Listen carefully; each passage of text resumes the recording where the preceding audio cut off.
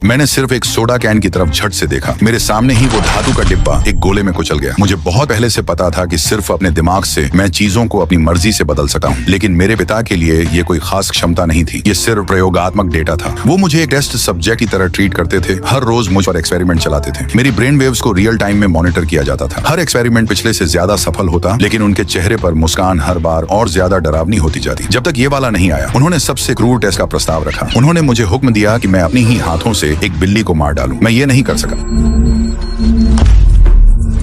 ये पहली बार था जब मैंने उनकी अवज्ञा की। वो गुस्से और निराशा से भरे हुए थे। उन्होंने सीधा आदेश दिया, मुझे सजा के तौर पर एक अंधेरे कमरे में बंद कर दो।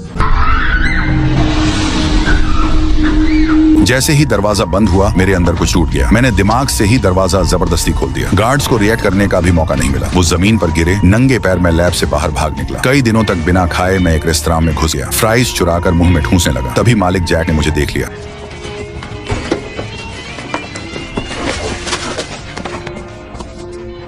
उसने मुझे बाहर नहीं निकाला, बल्कि उसने मुझे एक हैमबर्गर बनाकर दिया। फिर अपनी मृत बेटी के कपड़े मुझे थमा दिए। बातों बातों में उसे पता चला कि मुझे कुछ भी याद नहीं था, बस मेरा नाम पता था, 11। उसने सोचा मैं खोया हुआ बच्चा हूँ, तो उसने पुलिस को फोन कर दिया। उसे क्या पता था कि ये फोन कॉल मेरी जिंदगी का अंत था। ये फोन कॉल उसने खुद को मौत का सजा दी थी। अगले दिन पुलिस रेस्तरां पर पहुंची। सीन ऐसा स्टेज किया गया था जैसे सुसाइड हो, लेकिन चीफ डेविड ने यकीन नहीं किया। कोई तरीका नहीं था कि जैक, उसका बचपन का दोस्त, खुदकुशी कर ले। सच ये था कि जैसे ही पुलिस को कॉल खत्म हुई, किसी ने रेस्तरां के दरवाजे पर दस्तक दी। उन्होंने कहा कि वो सोशल सर्विसेज से हैं। पूरी तरह बेखबर जैक ने उन्हें अंदर आने दिया।